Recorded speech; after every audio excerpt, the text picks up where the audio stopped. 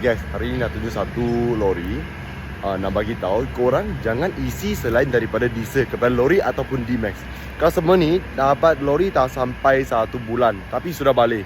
Sebab pagi ni dia call saya, dia bagi tahu dia salah masuk petrol. Lepas tu dia sudah start. Okay, so lain kali kalau sudah salah masuk petrol kepada kenderaan D-Max ke ataupun lori, jangan start. Terus towing, hantar pergi service center ataupun tempat repair ataupun workshop. Okay, so kalau korang punya lori, driver yang pakai ataupun sendiri yang bawa, masuk isi minyak, ambil perhatian. Make sure diesel, tak kira Euro 5 ke diesel biasa. Okay, janji diesel dia boleh pakai. Tapi selain daripada diesel, petrol jangan masuk. Kereta pun sama, kalau kereta biasa, jangan masuk diesel.